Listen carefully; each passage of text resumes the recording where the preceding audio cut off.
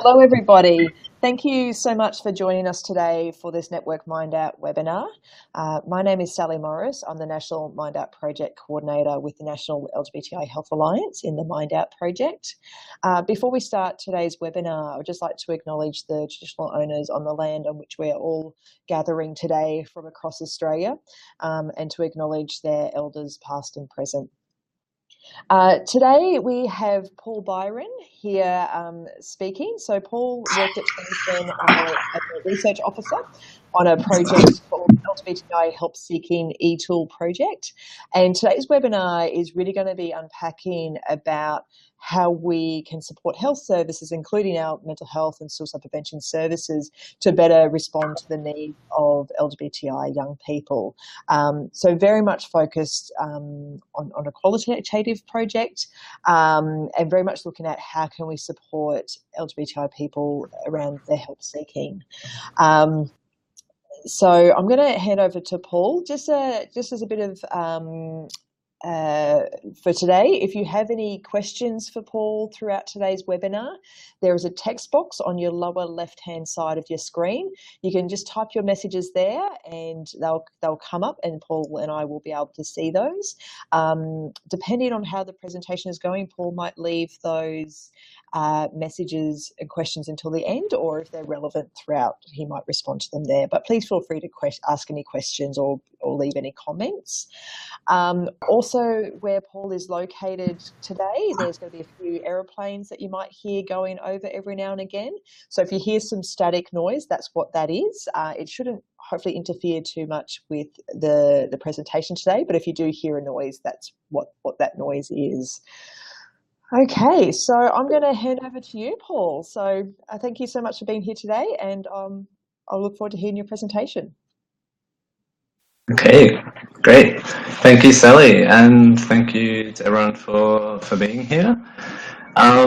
Speaking of aeroplanes, here comes one now.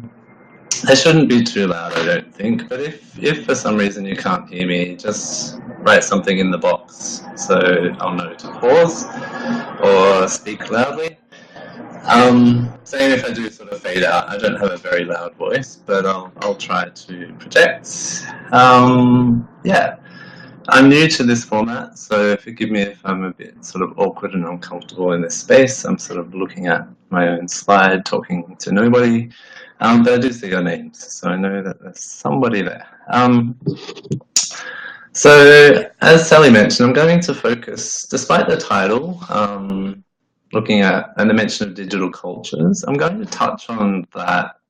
That's my main interest in my research in other related projects.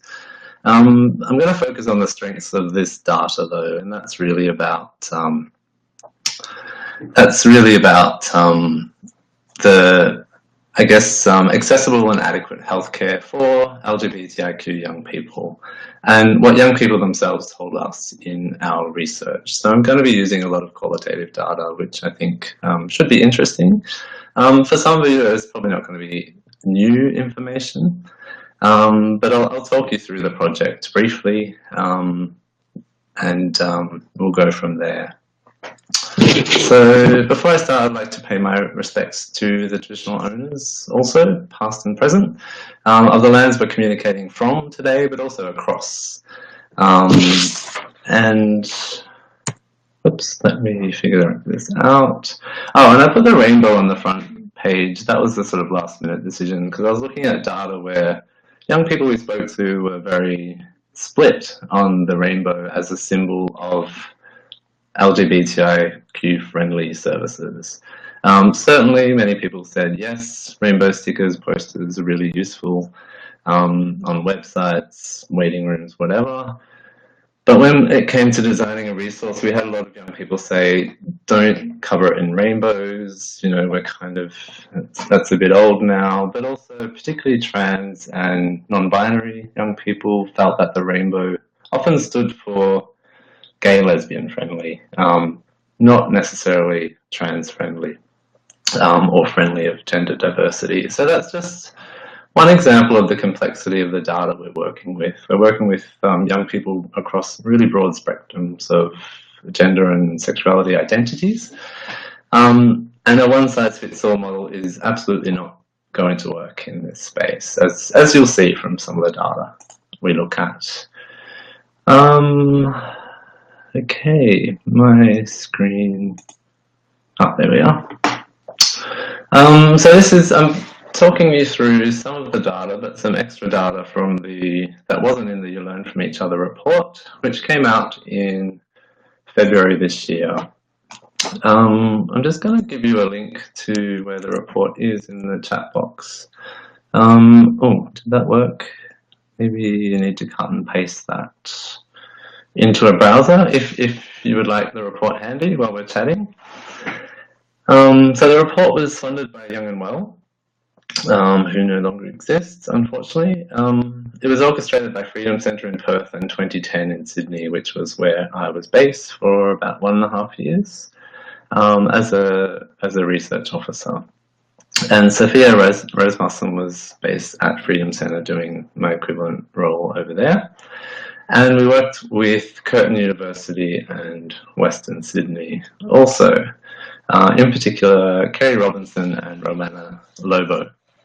Apologies I couldn't find a public photo of Sophia, but there's the rest of us. So that's the research team, sorry. As you can see, myself and Brett from 2010, Sophia and Danny from Freedom Centre, Rowena and Kerry. And that's the link to the report if what I've posted doesn't work. So let's keep moving. Sorry, there's a bit of a lag on my slides. Okay, so the project aims were to empower young LGBTIQ people, young people in fact, to access mental health services, but also to empower service providers to provide better care and support for young people by having access to the information about young LGBTIQ people that they need. And one of the key outcomes was collaboratively developing an e-tool for young people and service providers to partner in the making of positive and informed mental health and wellbeing decisions. Today, I'm actually just going to focus on phase 1, which was the research collection phase. I'll touch on the tool we designed or developed, which was RAD Australia, but I won't talk too much about that. But if there's any questions later, we can go there. Important sort of disclaimer, footnote, if you like. We use LGBTIQ as a recognisable acronym to refer to trans, gender diverse, intersex, queer, gay, lesbian, bisexual, asexual, and other sexuality and gender diverse people, regardless of what terms of identification they use. And I think this is a really important sort of point to put up front, because obviously if we're just looking at those 6 identities marked by that acronym, we're not covering everyone within the gender and sexuality diversity, I guess, spectrum, if you like. So when we use that term, when I use that term today, I'm not sort of limiting it in any way. So prior to this report, our report was very much influenced by, I guess, the last sort of almost decade of Australian research in this space. So on young people, gender and sexuality diverse young people, in fact, mental health issues, stuff around education and access to healthcare and mental health support. So starting with the Writing Themselves In report from 2010, the Private Lives study in 2012, and in 2014, the Growing Up Queer, which also involved 2010 and Western Sydney University, and the From Blues to Rainbows report from La Trobe. So these are fabulous resources that I think kind of preface a lot of our work. And I think there's a nice story flowing through them as well around gender and sexuality, diversity, and young people, and the sorts of inclusions of non-binary young people, of intersex young people, and how these things are, I think we're getting a bit better at those things, or at least I hope we are. Okay, so looking at the phase 1, I'm going to focus on the online surveys, which we had 607 young people participating, aged 16 to 25. We also did focus groups with young people and service providers and interviews with health professionals. I'm not going to talk about those so much today. Oops. And here's RAD Australia, which was the e-tool that we developed, or website directory. As I said, I don't have time to go into this. There's a URL there if you want to check it out. Hopefully, fingers crossed, it's actually online, because yesterday it fell offline. But hopefully it's up again soon. Basically, it's a peer-based resource for sharing information on healthcare, mental health care, community support, and a range of other support services or community-based support for LGBTIQ young people. And that was based on Red Remedy from the US. And there's the URL for that as well, if you'd like to check that out.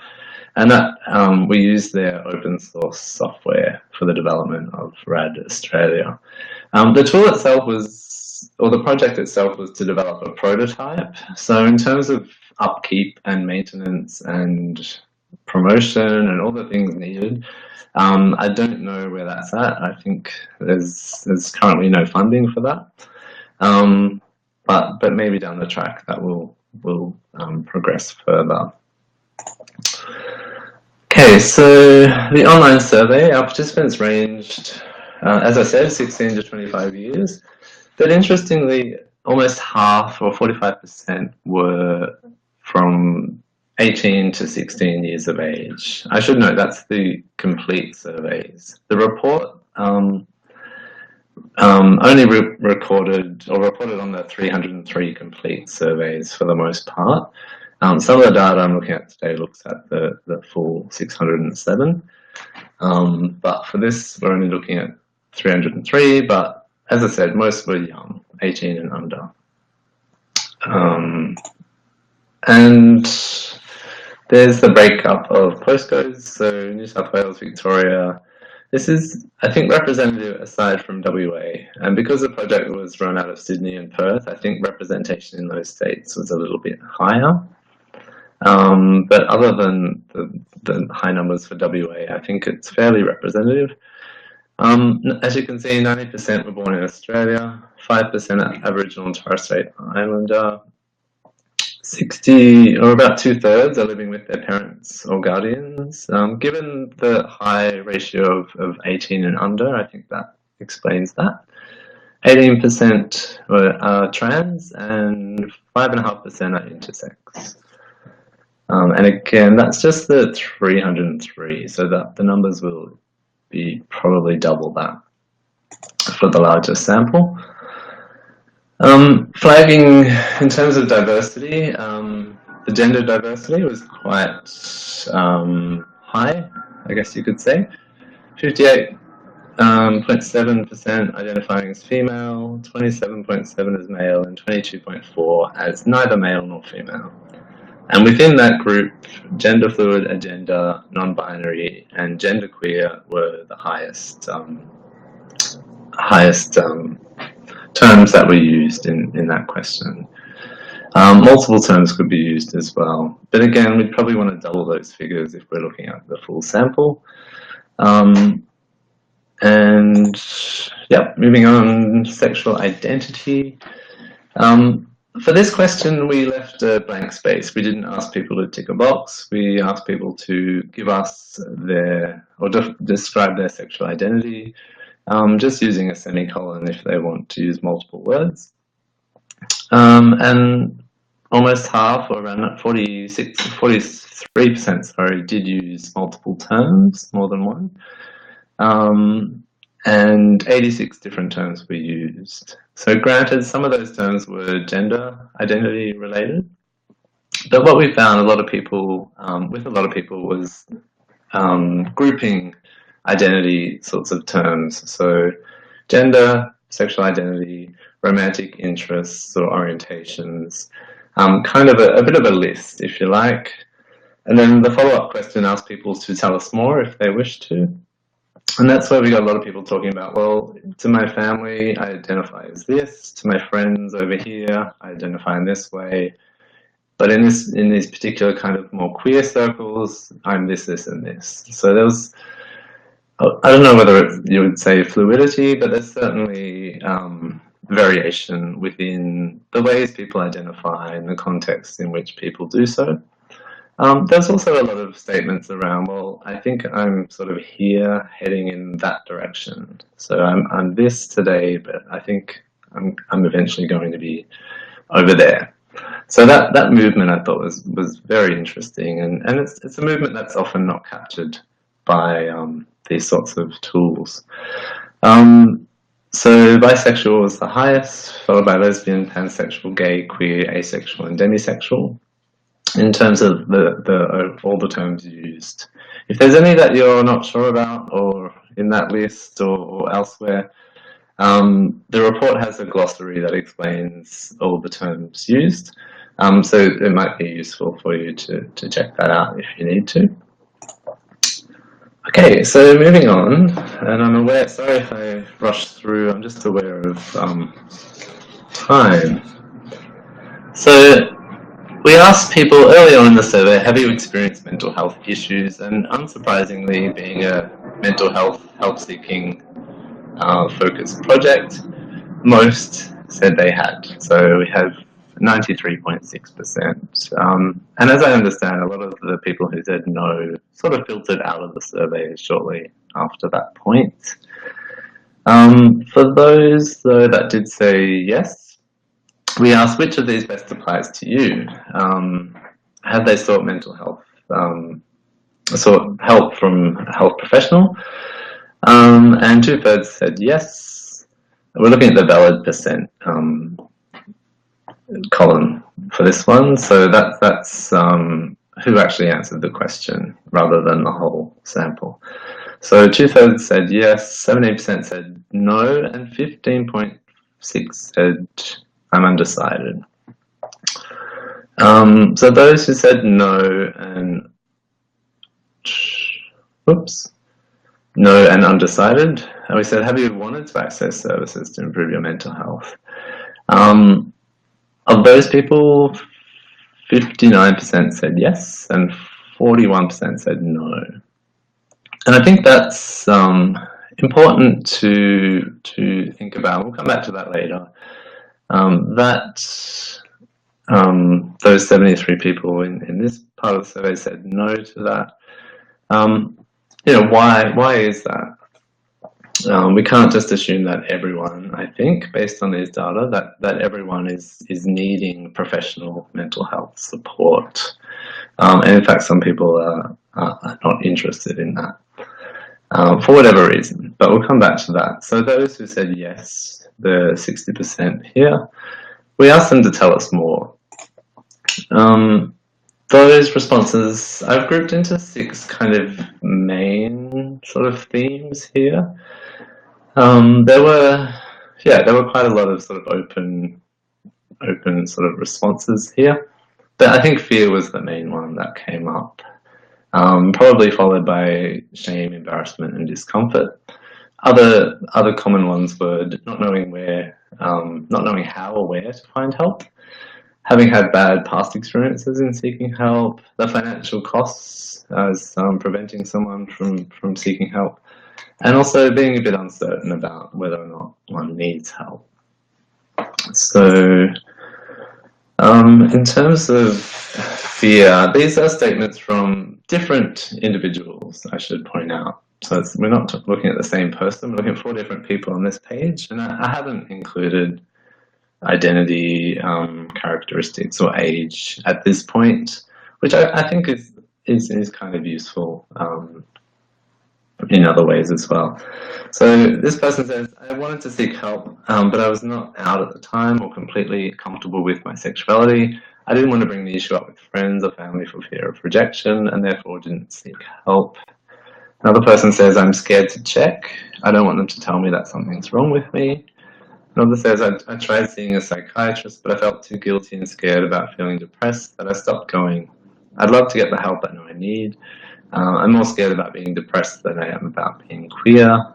Another says, I'm afraid that if I do it, it will negatively impact my ability to access hormones and transition medically. And I think that's a really important point that certainly came up at other points in the data around access to, or fear of impinging transitioning pathways. So if mental health kind of enters the picture, given the sorts of pathways we do have, then that's maybe going to affect that and the young person's ability to transition with more ease. Next up, in terms of shame, embarrassment, discomfort, this person says, I do want to seek help, but I'm too scared and ashamed. I'm also extremely shy and tend to internalize my feelings and keep things to myself despite wanting some help. Another says, I did once go to see a doctor, but was too embarrassed and ashamed to go to the follow-up appointment. And another says, I do see a psychologist for relatively unrelated anxiety problems, and while I do need help feeling comfortable with my identity, I don't feel comfortable discussing it with her. Next up, not knowing how or where to find help. So one person talks about having rough patches, however, not being sure how to go about getting help, and also not being able to let their parents know. And that, again, is a recurring sort of theme in this data about not being out to parents around sexuality or gender identities, and having some experiences with school counsellors, for example. We'll get to some examples of that, where confidentiality has been breached. So not knowing how to navigate this space without sort of having to get their parents involved was commonly noted. Another person says, my anxiety recently is pretty awful, so I think I should see someone, but don't know who would be queer friendly. And again, that's the very common response about not knowing which services are good and which are not, which the RAD Australia website hopefully addresses some of that. Next up, bad past experiences. Every time I try, the doc is horrible, says one person.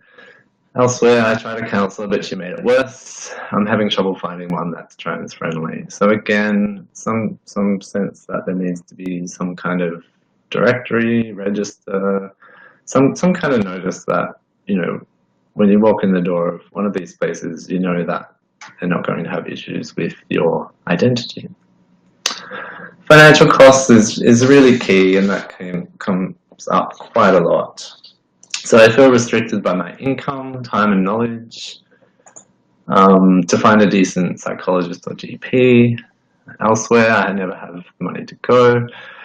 And also one person notes they only offer mental health plan for 10 psychiatrist appointments a year under Medicare, and that's not enough, and I can't afford them myself.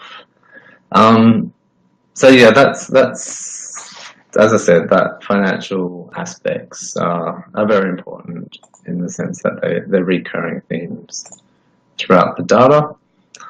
And lastly, this person wanted to, but they're afraid that their problems are trivial, which might speak to a more kind of general experience of deciding whether to seek professional help for mental health, based on what I've read. And also another person says, I'm considering talking to a professional. Mostly it's not so bad, doesn't last very long, so I'd like to get through it on my own.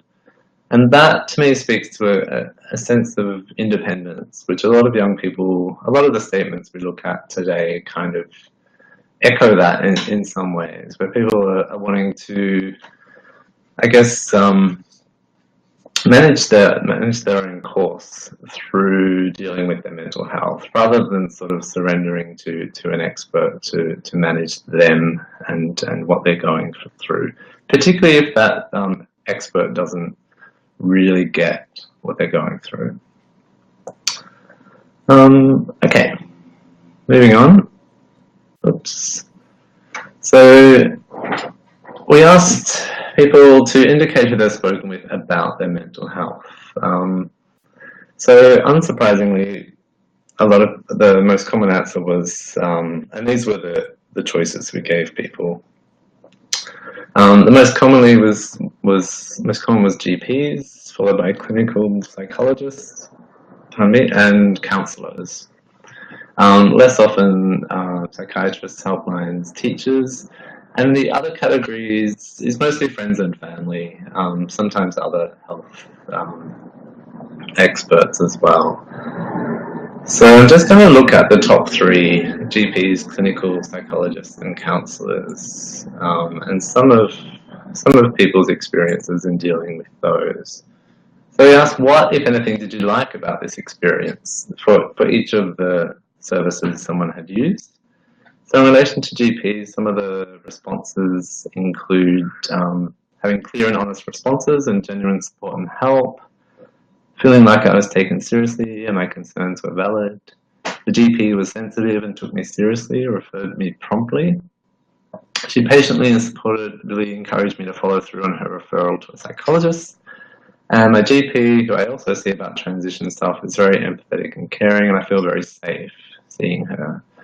So being heard, feeling safe, these genuine support, clear and honest sort of discussions seem to be really commonly featured in these data.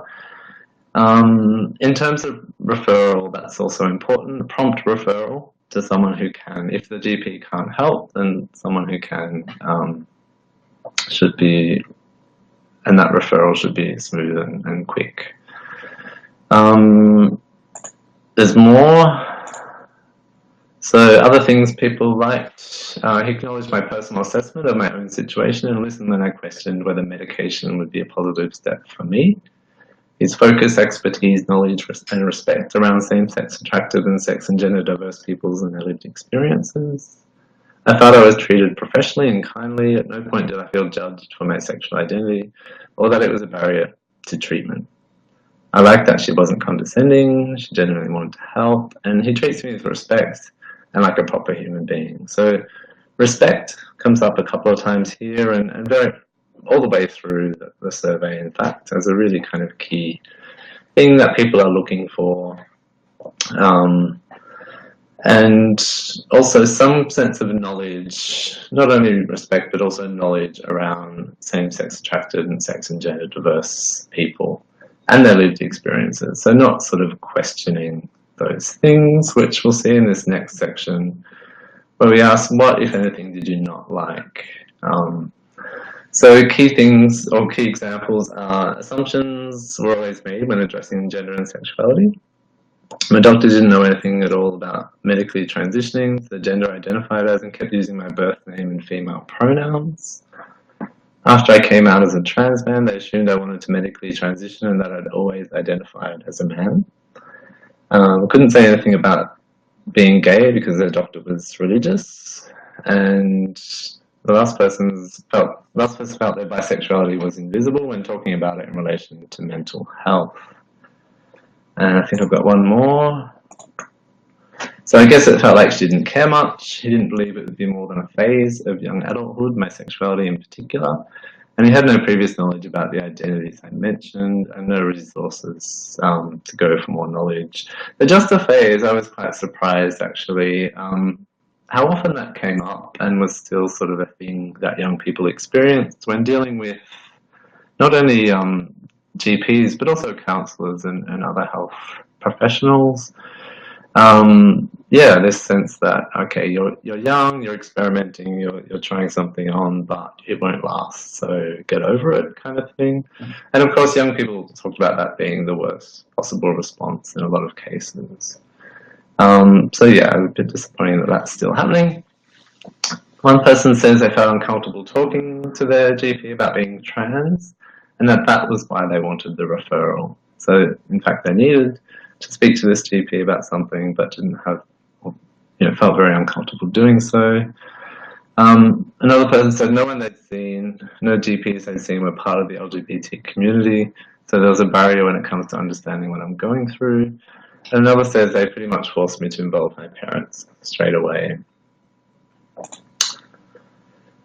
So We asked, to what extent has your GP met your needs? 20 to 21% said completely. We're looking again at the valid percent column. A higher amount said mostly, 34% said partially, and 6.6 said not at all.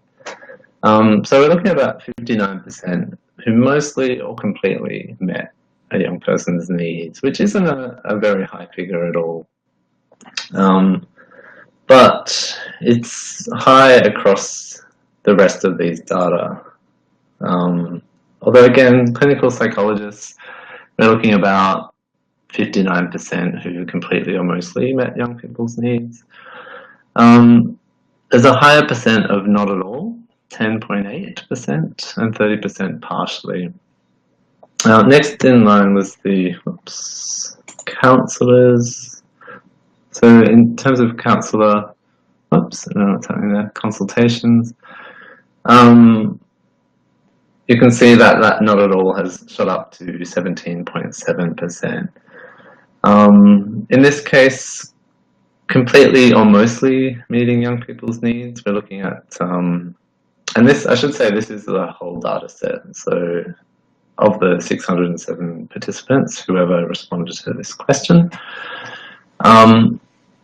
and we've got only about 49% who mostly or completely had their needs met. So there's some interesting, because of that sort of shift, I'm going to focus on some qualitative data around counsellors or counselling experiences. Okay, so again, we asked, what, if anything, did you not like about this experience in dealing with your counsellor? Did you like about it? A lovely person who treats me with understanding and kindness, really took into account how I felt about my sexual identity and how it was sensitive at the time. Down to earth, took me seriously without making me feel like a freak, had a sense of humour. He quickly referred me to a more qualified professional who was able to help me. Because the service was provided for free by the university, I could go as many times as I needed without having to worry about Medicare. So again, cost comes into it, but more so markers of good counsellor across these data are to do with pretty much similar to what we saw with GPs: respect, listening, openness, kindness, a sense of familiarity, humour. That kind of stuff seemed really important. They had to be a nice person who could be trusted. Felt comfortable discussing things about all aspects of my life, including my sexuality. I didn't have to kind of partition that off, as many people spoke about. Friendly and understanding, not invalidating. I felt empowered and never judged or pitied. My psychologist had a good grasp of LGBTI issues and was a person of diverse sexuality themselves. And that comes up a lot when people have a counsellor or health professional who themselves is queer or gender diverse. That's seen as a big plus. I felt safe and listened to. And lastly, it's extremely beneficial and he treats me with the respect I deserve. So respect coming up again. As I said, very similar to what makes a good GP consultation. I do wonder, in terms of the higher amount of, or the low amount of people not having their needs met by GPs, I guess might have something to do with GPs as being kind of a referral process rather than something that someone is committing to over a sort of long haul in their mental health sort of pathway. So what, if anything, did you not like about this experience? So this first person says, I felt I was being judged really heavily by my school counsellor. He took my admission that I was on the verge of a suicide attempt that day and not only got ridiculously angry at me for springing that on him, but rang my dad and brought in the deputy principal and flatly repeated everything I said without my consent. The second person, also in relation to a school counsellor, says that they broke confidentiality on numerous occasions with other students, staff members, parents, outside of what was discussed about confidentiality initially. So big issues around confidentiality, a recurring theme throughout the data, particularly more so in that setting, I think, sometimes with family GPs as well. And typically, obviously with people who are under 18. Elsewhere, someone said it felt like she was focusing too much on their sexuality than other issues. And someone said I talked to a couple of counsellors about my sexuality, and one of them told me that I was just going through a phase. Needless to say, I didn't go to her anymore. So again, the just a phase comes up. And also, someone says, I've seen a lot of counsellors that haven't really been very helpful, often focusing purely on my sexuality and gender identity and assuming that this was the cause of all my problems. Ignored me when I claimed to be asexual, told me I was silly and when I expressed my tendency to not feel like a girl. It made me feel dependent, which again, I think that speaks to a sense of, I guess, having some sort of power and agency in that space rather than having to submit to a process that was pretty standard. My counsellor is cisgender and often engages in transphobic microaggressions. Another says she printed out a sheet of paper that held LGBTQ helplines on it and an FAQ on coming out to parents, but did little in terms of actually helping me. So again, wanting some sort of knowledge of gender and sexuality diverse young people. And one more. So this person says, I talk about things that are severely impacting my life, and it seems like he doesn't think they're as big a deal as they are. I feel like I was just another patient. I felt like I was put in the too hard basket. I mostly hated this experience. I felt as though I was forced to see the school counsellor when I did not want to. I did not feel as though I could speak to them honestly or that they took my concerns seriously. And lastly, I didn't like the questioning that made me feel like I was being interrogated. So some of these ones, again, kind of point to a lack of agency that some people have experienced. And kind of being forced into it or having their parents along for the ride and not really feeling comfortable with that and feeling that somewhat interrogated, which of course doesn't seem like a very helpful situation. So just checking time, I better hurry up. So we asked people how they or their friends would most commonly access information relating to mental health. And these were the options we gave. So the highest number, 74%, said online by using a search engine or Wikipedia, 56.1% said friends, and 50.8% said online from a mental health service or information site. Less said family or other health services. Unfortunately, or regretfully for me, a lot of the other responses talk about social media, particularly Facebook groups and Tumblr. And I'm using that data for something else I'm writing, but I really wish we had a category there on social media, because I think we would have got probably quite a high amount for that if we had of. But as you can see, online and through friendships being kind of the key ways, and we're talking about information here, so before we're talking more about support, and in fact, kind of professional support. In looking at information, most people are going to, I guess, some formal websites, but also informally kind of searching, browsing, and asking their friends. In terms of our project and developing a digital tool for young people, we asked, do you use digital tech apps, including for mental health? Interestingly, more people said no. 58% said no, which was interesting for us because there was lots of talk, particularly in the focus groups, about building an app. And the young people we spoke with kind of held on to the idea of an app as being the most useful thing. But from this data and from other data I've seen, we know that young people, just because you build an app for young people around whether it's mental health, sexual health, or health in general, the uptake is probably, not as high as you'd imagine. Just because young people use technology doesn't mean they're going to take on the technology of health promoters and other health projects.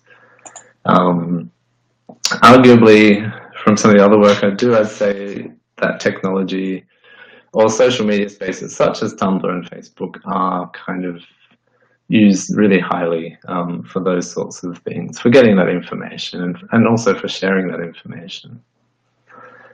We asked, what do you think would make it easier for young LGBTIQ people to talk to health professionals about their mental health? And we had about a third of participants respond to this, and here's some examples. So forms having a non-binary option in their gender section, a basic knowledge of various sexualities and gender identities would make it easier to discuss personal things. A guarantee that the health professional is educated in queer experience and isn't homophobic or transphobic. Not to assume gender or sexuality.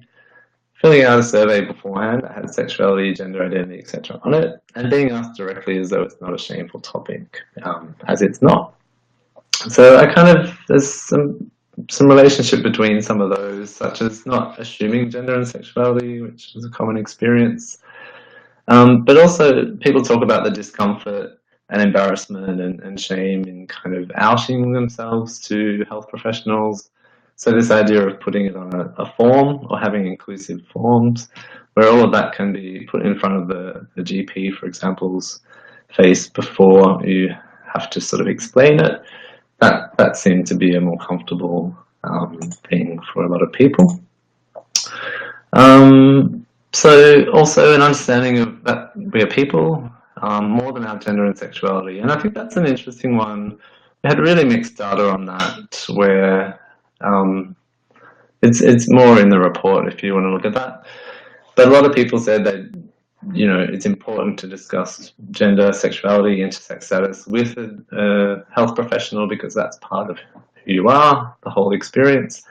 But we did have other people say, actually, no, that's got nothing to do with my mental health. If I'm having anxiety, that's something I want to treat separately for these reasons, and possibly for fear of having those things conflated as well. So there's quite a variation there, and I think that's important to recognize and think about, again, how to accommodate those differences. Quickly, assurance of confidentiality, in particular for the younger clients, as discussed, a sense of security or privacy. Yeah, I'll just skip through those because we're running out of time. Free access, once again. Also, 3 people here reflect on broader social systems, which I found quite interesting, that would make it easier to talk to health professionals. So education in PDHPE, not sure if that's a state-based, so physical education, perhaps in other states, in high schools. That isn't just heterosexual education, to normalize our experience, not demonize it. Another person said gender, sex, sexuality not being an issue generally. First step for Australia is marriage equality.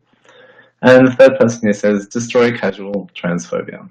So I know that's not an achievable solution, but if we remove the stigma created by harmful depictions and offensive jokes, that would make it a lot easier to lower the fear of talking to not just professionals, but to anyone. Okay, and I'm just going to wrap up and point to some of the conclusions in the report.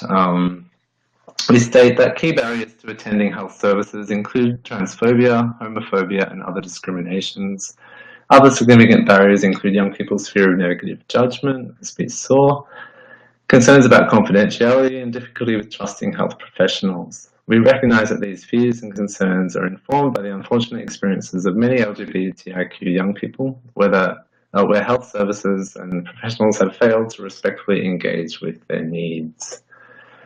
We also say that intersecting marginalisations, such as being Aboriginal, Torres Strait Islander and LGBTIQ, present further barriers for young people engaging with mainstream mental health support. Access to non-judgmental and confidential mental health support is also more difficult for people living in rural or regional settings. And positive experiences of health settings typically involve health professionals being good listeners, non-judgmental, open-minded, respectful of confidentiality, and preferably experienced in working with LGBTIQ young people. Accounts of positive experience often highlighted a professional role of providing support rather than diagnosis or treatment, and assisting young people to work things out for themselves. Again, transparency in a client-centered approach is important. And those were the themes that came up throughout, and not just in the surveys, but also in the focus groups. In terms of digital media, oh, actually, no, not there yet. Sorry. Just a note here, participants don't always want to discuss their gender, sexuality, or intersex status, as I just mentioned before. So if we look at the bottom bar of this graph, that's all participants when we ask, do you think it's necessary to discuss issues and experiences with gender, sexuality, intersex status? So 75%, not sure whether they don't add up, 75% said yes, and 25 or 26% said no. And if we look at only trans participants, it's a very similar figure. Whereas if we look at only intersex participants, those figures shift somewhat. And granted, numbers are fairly small, so we can't make too much from this statistic. But yeah, we can sort of see of those who participated in this survey who were intersex, fewer people believe that it's necessary to discuss issues around gender, sexuality, and intersex status with health professionals, and more people say that it wasn't necessary. And I would encourage you to look at the Intersex Stories report that came out last year from Tiffany Jones and colleagues. That has a lot more sort of information and data around the needs and experiences of intersex people, including mental health support. So, report conclusions. In terms of technology, technological innovations should not be seen as something with universal importance for young people and their service providers. Digital interventions such as Red Australia should focus on supplementing existing services and support networks and existing physical spaces where LGBTIQ young people congregate. So there was a lot of concern amongst service providers, but also young people that, you know, the use of, or the development of apps and digital tools were seen as a kind of a workaround to, you know, actual ongoing committed support in physical spaces. And we state that some participants expressed concern about our emphasis on digital technology-based interventions and hope this would not also put the onus on young people to further figure out things for themselves without adequate support to navigate health systems that remain difficult and unsatisfactory. And I think this is a really key point, which is why I've presented the data I have today, rather than, you know, digital media is wonderful and will save us all. I don't think that's the case. I do think that, you know, there's still some system and institutional issues that need addressing in rather a big way. If digital sort of tools are kind of overlaid on what's currently there in terms of support, they're probably not going to be that useful. And I'm going to end on this slide, which is our recommendations for health service providers. So we say that service providers should continually strive to pursue greater understanding of LGBTIQ young people's diverse and individual experiences and needs in seeking help. LGBTIQ young people have a particularly diverse range of experience, as noted, and needs that require broad awareness development, coupled with person-centered flexible approach, recognizing the connection between mental health issues and LGBTIQ diversities where relevant, or recognizing when this is not, is an important aspect of providing valuable care and support. And secondly, services should be visibly welcoming and accepting of young people who are LGBTIQ. Service intake forms, websites, administration systems, policies, accessible information about their experience and training on LGBTIQ diversity, and open, respectful communication are all identified as instrumental to this, as I believe the data shows. And that's the presentation, and I've probably gone well over time. Yes, I have. Sorry. So I'm going to stop talking for now.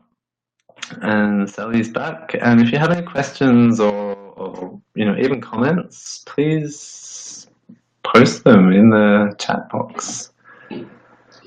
Awesome. Thank you so much, Paul. Yes, please, if you have any questions or comments, please just type them in the chat box on your lower left-hand side of your screen and we'll see them come up. Personally, I found that to be a really, really helpful presentation. I think really moving away sometimes from the statistics and the quantitative way of looking at our populations to actually looking at people's experiences, which I really appreciate having that different insight. So thank you for that, Paul. So the printout of the slides, I will just share a link now that will come up, and that way you'll be able to, okay, there we go. I've just shared a downloadable link for the PDF of Paul's presentation here, so you can print them out and maybe have a bit closer look at some of those, the graphs and things that might have been a bit harder to see on the screen. So please feel free to download those. Any other questions from folk? We might just wait a few moments, Paul, and see if anyone else pops up. Message there from Alison saying thank you. Interested in the data around having conversations with health professionals. Yep. And Kelly says thank you. Yep. As I said, check out the report if you want probably more detail on some of the things I mentioned. Or if there's something in particular, you're welcome. I put on the first slide my contact email and also my Twitter handle. Happy to have chats there as well. If there's something in particular you wanted to talk further about, I'm happy for you to contact me. Thank you.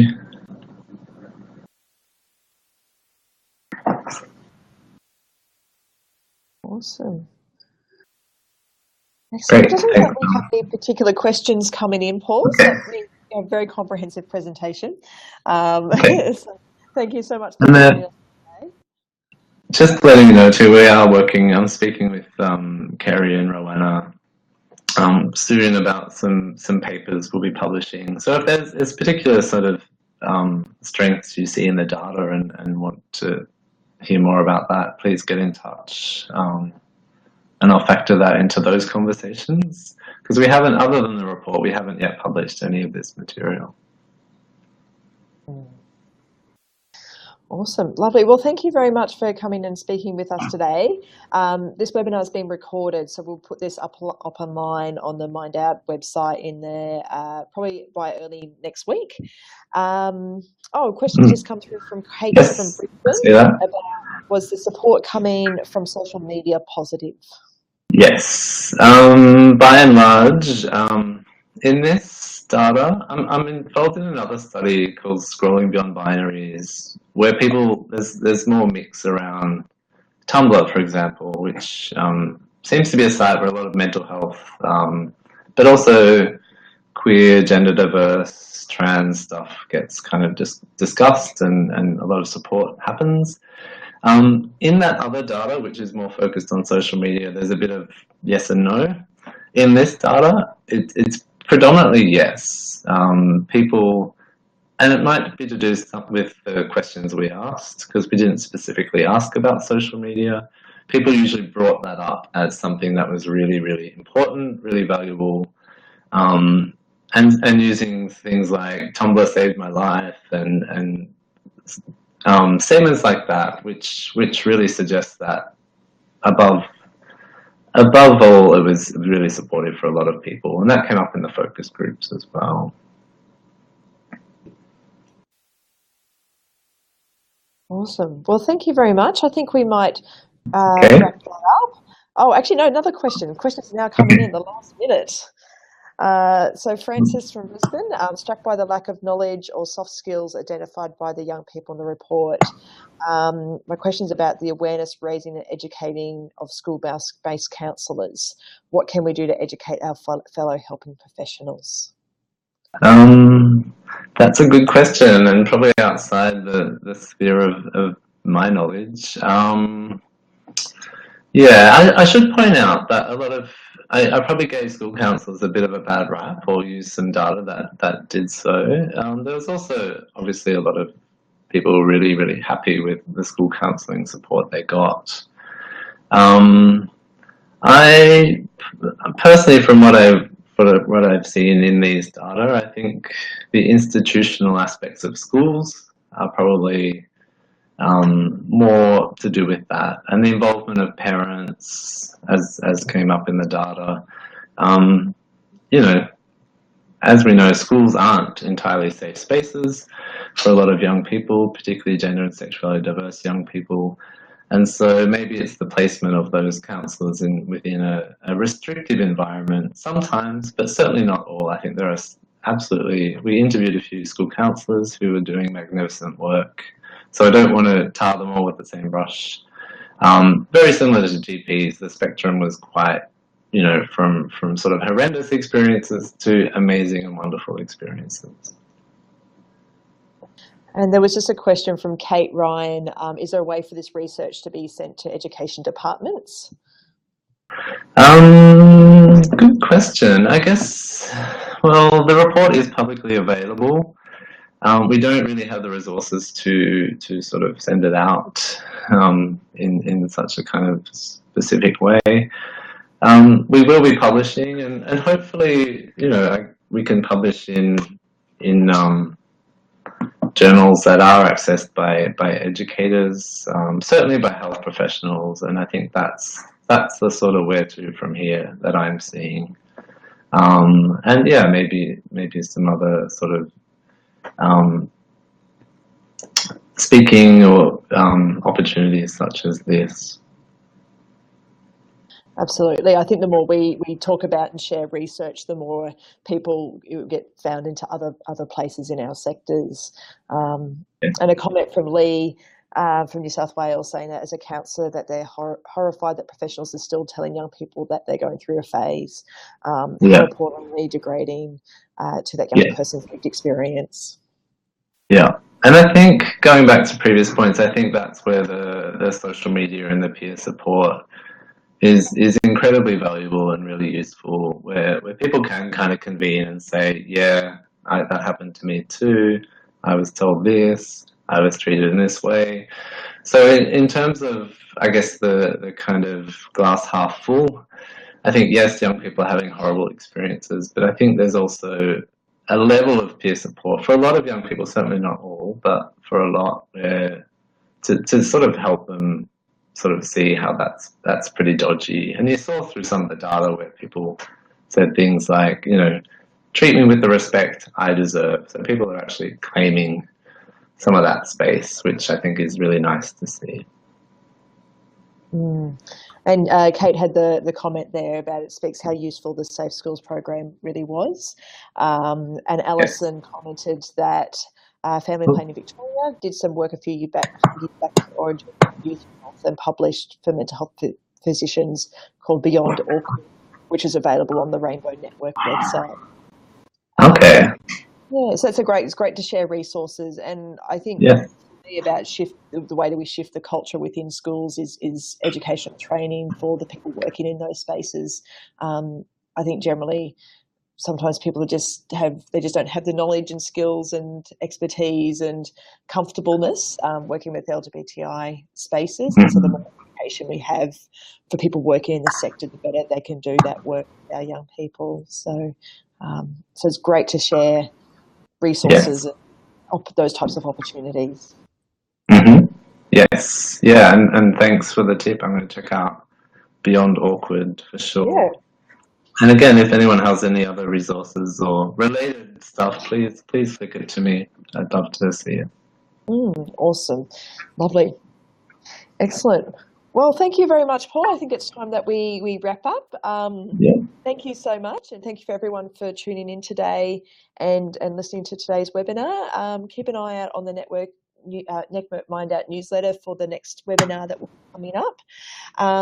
So thank you again, Paul. I really appreciate you taking the time to share your knowledge and wisdom from this research project. So thank you. Thank you. Great to be here. Thanks for the invite. Lovely. Thank you very much. And I'd like to say the recording for this will be available on the Mind Out website early next week. So thank you very much. All right. I'll see you later.